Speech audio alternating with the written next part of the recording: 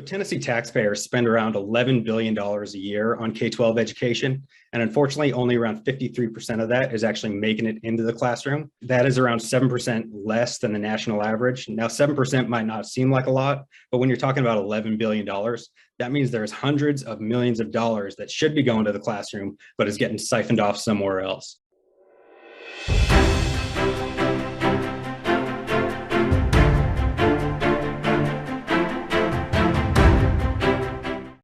Hello, everyone. I'm Brandon Lewis, founder of the Tennessee Conservative. Today, we are joined by Jason Edmonds, who serves as the research associate at the Beacon Center of Tennessee. In his role, Jason supports Beacon's legislative agenda through researching economic development, educational issues, and local governments. Before joining Beacon, he spent time on numerous political campaigns around the country at all levels of public office, including work on the advancement team for a 2016 presidential candidate. Jason received his Bachelor of Science in Business Administration and Management and his Master's of Organizational Leadership from Williamson College.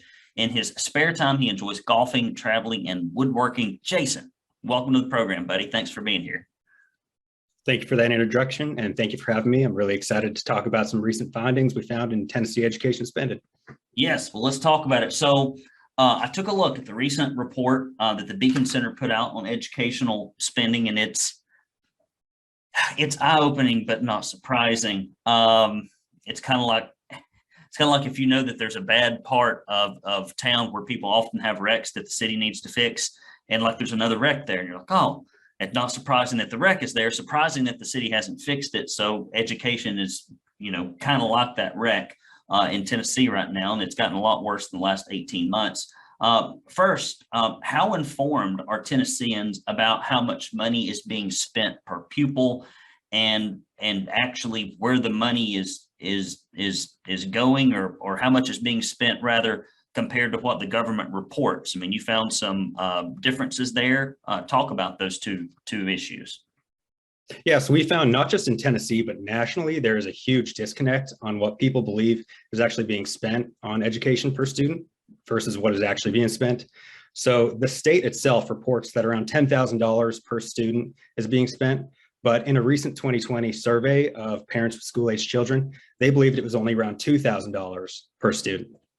So, but even with that state number of around $10,000, we looked deeper into that data, and it didn't include every single what we would call relevant categories, because these are taxpayer dollars being spent on this, but it didn't include any debt services that were being spent by the school districts or systems. It didn't include community services or capital outlay or capital projects. So when we factored that in there, we found the true actual cost per student in Tennessee is $11,391, which is well above what the average parent believes it is, and it's 14% above what the actual state reports is. Crazy that a independent think tank has to do what the state won't when the state derives all of its income, and the people working for it derive all their income from the taxpayers. You think they'd be like, oh, look at these nice people that have given us jobs. Maybe if we're assigned a job of figuring out how much spending there is, maybe we could actually do our homework enough to put the numbers together correctly. But then again, looking at the recent TCAP math scores, if they came through Tennessee public education, their math may just be, maybe their math skills are just real rusty. And I would say go back to school, but in Tennessee, sadly, that would not help you. Probably just actually hurt you. Let's talk a little bit about, misappropriated, what I would call misappropriated funds. Tell our audience about how much funding in Tennessee education actually makes it to the classroom and where the rest of the money is going. Yeah, so Tennessee taxpayers spend around $11 billion a year on K-12 education, and unfortunately, only around 53% of that is actually making it into the classroom, which that is around 7% less than the national average. Now, 7% might not seem like a lot, but when you're talking about $11 billion, that means there's hundreds of millions of dollars that should be going to the classroom, but is getting siphoned off somewhere else. And we found in the report that a lot of that is because of administrative growth. With since 2012, it's grown around 33%, far outpacing enrollments, extra funding, inflation. So we really need to tackle that administrative bureaucracy before we can even talk about more educational funding, because it's really not making it into the classroom at the moment. 40 years 40 years we've been here. If we just had a little bit more money, oh, boys and girls, I tell you what, we're so close to teaching your kids to read and write. I mean, we're just like, we are a frog's hair away from actually doing some of our job, just barely kind of not being mediocre. We're really close to kind of every year, 40 years, and we just keep dumping money into it. And number one, it does not work. I would say it doesn't seem to work. We can look at the numbers and tell it doesn't work. But not only that, when we do give them extra money, they just spend it on themselves and they don't spend it on the kids. So there's this very odd occurrence in Tennessee classrooms, like you mentioned, regarding the trajectory of enrolled students, classroom teachers, principals, and vice principals. Talk about this perplexing trend. If we're trying to fix things with the kids, but the money's not going to the kids, it's really going to a couple of administrative roles. What roles are they? And, how does the spending that is going to teacher salary compared to all this administrative spending? So we found since 2012, there's been about a 5% enrollment increase in Tennessee. Now, one would assume that would mean that there'd be around a 5% increase in classroom teachers, or at least it would stay the same so that it would accommodate those extra kids. Unfortunately, that hasn't been the case. We've actually seen a 3% decrease in classroom teacher positions. And on the other hand, we've seen a 24% increase in administrative positions, notably vice principals. They've just had an explosion in their growth at the expense of students and teachers. So it's odd. Well, it's not odd. It's what you might expect. My daughter goes to a little private Christian school. Tuition's about $6,500 a year. Class size is about 8 kids. Those teachers can spend all the time with those kids. They know them well. They know their learning struggles. They know where they excel. They can manage them behaviorally. And it's like 50% is expensive. I think they've got like maybe for the entire school, and this is grades K through 6, they've got a principal, and they got like maybe 2 ladies that help out in the office. And I don't think they're full-time. And they've got a few folks that do specialty things like PE and art, and that's it. And those kids can read, they can write, they can tell you about, their Lord and Savior, Jesus Christ. And it is a fantastic experience. And here I watch, where we're currently districted for, I can't send my kids to those schools. They're dangerous and they don't learn anything. And they probably learn bad things. It's been 8 hours a day learning something awful instead of something uplifting and helpful. Talk a little bit, and this is not something I put on the outline, but I know that y'all have worked with this and about. What are you hearing as you talk to people across the state, since you're working in this, about the school choice conversation? Because I think the last 18 months have really shown us that maybe it's time to give parents and children alternatives other than the current system, because it seems rather broken. Absolutely. I mean, the last 18 months has just been explosive in the amount of people that are just getting interested in school choice. And a lot of parents that were just fine with the public school system before have definitely changed their tune on it, because they're seeing what the public school system did, where they closed their doors and the parents were kind of left out in the cold with their students, and they've had to find ways to teach their kids on themselves. Homeschooling across the country has just seen an explosive rise.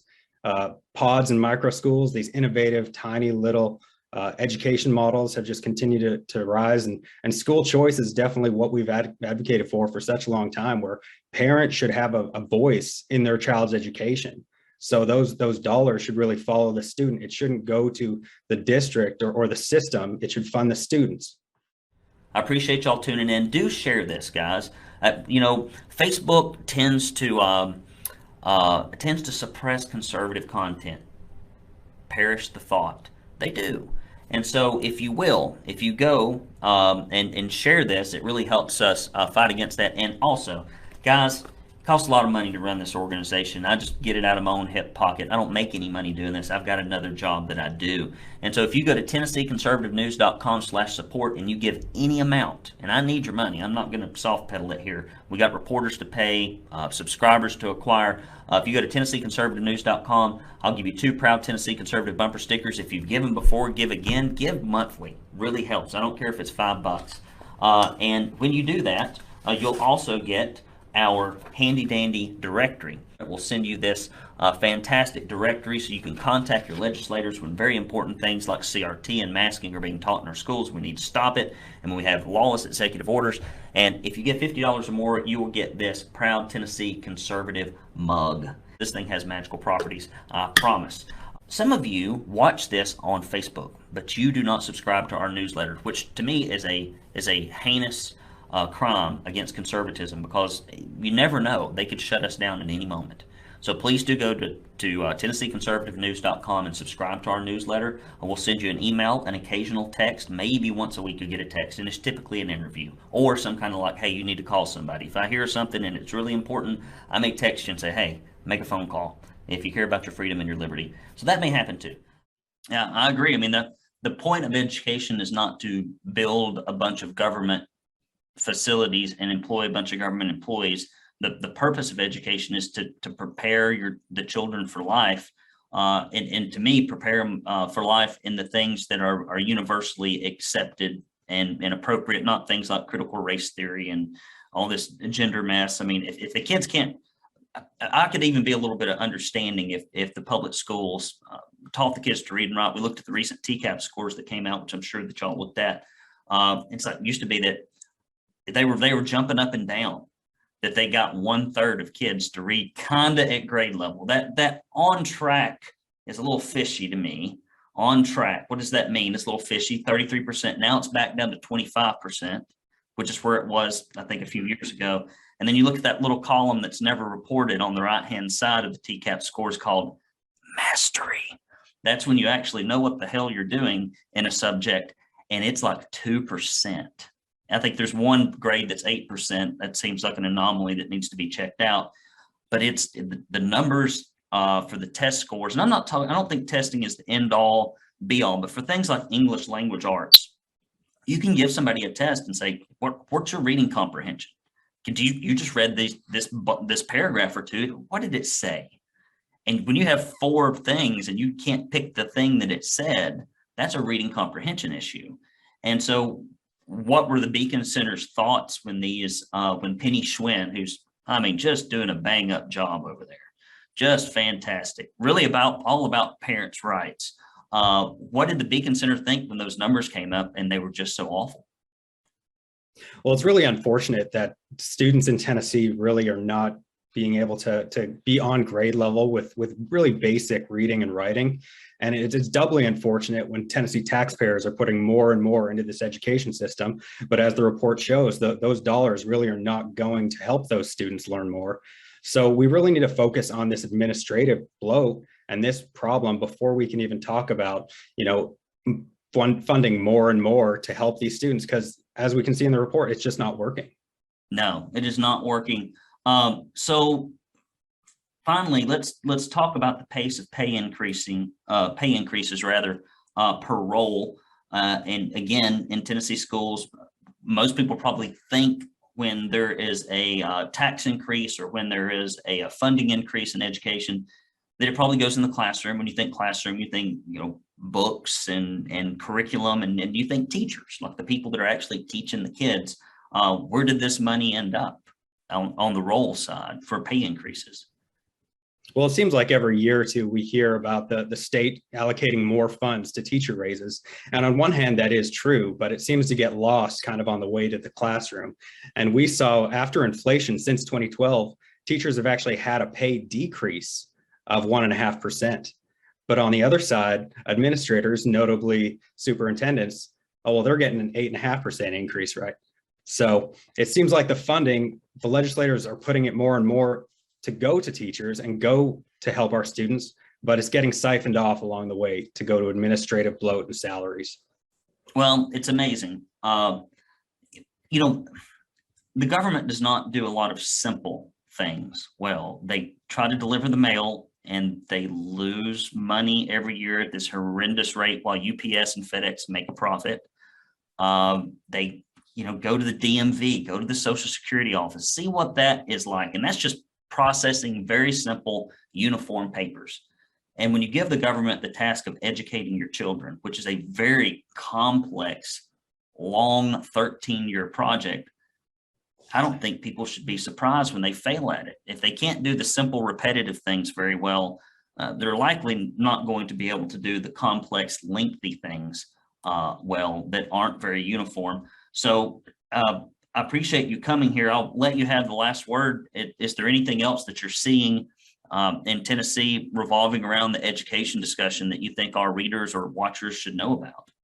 Yeah, well, thank you again for having me. And I do want to mention that this is actually our third report on education funding. And unfortunately, we see a trend that just continues of, the school system funding is growing, but the administrative funding side is growing much faster than that. And it's at the expense of students and teachers. So should Tennessee kind of solve the problem just by adding more education funds? Absolutely not. It will just get siphoned off to the administrators. So if Tennessee would kind of move away from the system-based funding system that we have now to more of a student-based funding system, it will increase transparency and flexibility and really give parents a voice on where their education funds are going and to help their students and children succeed. Well, let me ask you, didn't expect this, but I'm going to throw this one out there. I've got my opinion, so I'm not going to put words in your mouth, but I'm going to give you my Brandon Lewis's opinion, because school choice is a big hot button issue. Probably my number one issue, to be honest. Like, I think the biggest, if we're spending the most money in Tennessee government on this education of our children, we probably ought to get that right. That ought to be a good thing. I mean, if we're spending most of the money, that's the one thing we ought to be able to look at and go, we're doing this really well. What is the biggest obstacle to getting real school choice? Not this, if you're economically disadvantaged in a handful of counties, and if your hair's the right color, and if you live in the right zip code, and if your mom drives the right car, and if you earn the right money, but just, we're going to give you educational choice regardless of your circumstance, because that's the right thing to do. And it's the taxpayers' money. It's not the teachers' union. It's not the government's money. What do you see as like this? What's keeping school choice when we have a Republican supermajority and everybody professes to really want to give school choice options to people? What's keeping that thing from becoming a reality? I don't know if I could pin it on like a silver bullet that would make it, possible tomorrow. On one hand, I do think it is a cultural discussion that needs to take place, because even on the Republican side, there are a lot that see school choice as something that takes away from the public education system. And even if they have an R by their name, they're not going to support school choice. The second, I would have to say, is getting away from the system-based funding model that we do have at the moment and make children the focus of the education model, of the funding, I mean. Well, I think there's going to be some school choice pushes in the legislative session that are coming up. And at the Tennessee Conservative, we watch those committee and subcommittee meetings, and it becomes very apparent who ran as a Republican because that's the way their district was drawn, and they would have ran as a Whig party or communist or socialist or the People's Republic of Budapest party. They just run as anything. That's just how the district was drawn.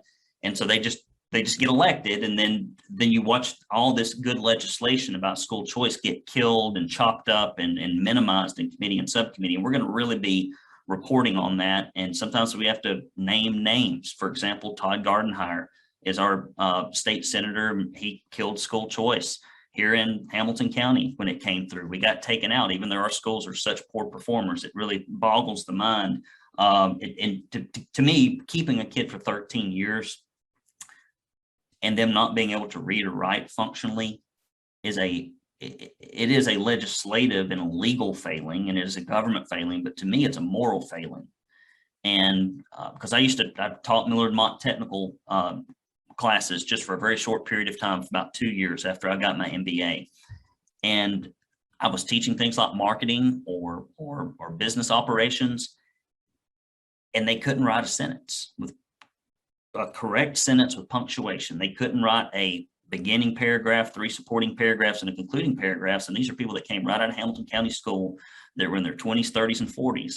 And I thought to myself, here I am trying to do something and help you, but you do not have the fundamental skills. We would have to put you in some kind of remedial math and English language arts class for about 2 or 3 years, bring you up to speed, and then maybe you could come back to this class. It's too late for you to get any real value out of this situation because your basics are so poor.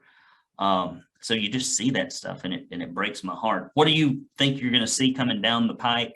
Have you heard anything? Have you heard about any bills being sponsored or legislation being pushed? I know we've got this school choice what was pretty weak school choice to begin with, better than nothing, but pretty weak. It's already sitting at the Tennessee Supreme Court. Do you know anything about what might be coming down the pike legislatively, or do you think they're just going to hang out and wait for that court decision? I can't really comment on what would be coming down. I don't have those aren't the conversations that I'm involved in. I'm definitely on the data side, but I definitely would like to see that there would be some school choice legislation coming down to definitely return some of the power that the education system holds, to return that to the parents so that Tennessee students do have the ability to get the education that fits them the best. Very good. And let me ask you one final question. If somebody wanted to find out more about what the Beacon Center does, what you do a lot of good work. Y'all aren't as aggressive as I am. I don't blame you. It's, you know, you got to be careful. You got to be careful. I don't have to try to shepherd legislation through, so I can be a little bit more direct. So you don't necessarily have that benefit. But how would folks find out about the getting in touch with the Beacon Center, helping you, events, information, anything like that? Yeah, well, all of our information can be found at our website at beacontn.org. We're also on Facebook, Instagram, and YouTube, so you can follow us on there to kind of keep in touch. But yeah, we're there. So just go into that massive search engine and type in Beacon Center of Tennessee, and various social media platforms and or websites will come up, and you can do that. Hey, buddy, if you ever have another piece of reporting like this, I mean, that's what it is, really. It's a white paper. You can call it a different name. And I would recommend that people go to Beacon Center's website and look at this report. Where would they find it, that report specifically on your website, and what's it called? So on our website, we have a research tab up there. You click on that, and the title of the report is A Little Less Conversation, A Lot More Spending. There you go. All right. Well, Jason, it's been great having you on here. And if you ever have anything that's coming down the pike, we run a lot of the stuff that y'all send out basically just like it is, because I want people to connect to conservative organizations that are doing good legislative work, and y'all are. Feel free to reach out. We'll have you on again. Thank you very much. Appreciate your time. All right, guys, I'm Brandon Lewis here with Tennessee Conservative News. And if you have not yet subscribed to our newsletter, go to TennesseeConservativeNews.com and hit that subscribe button. We send out daily emails, and sometimes a little bit more if we have hot button issues or interviews that we think that you need to see, like this one here. Until next time, I'm Brandon Lewis, signing off.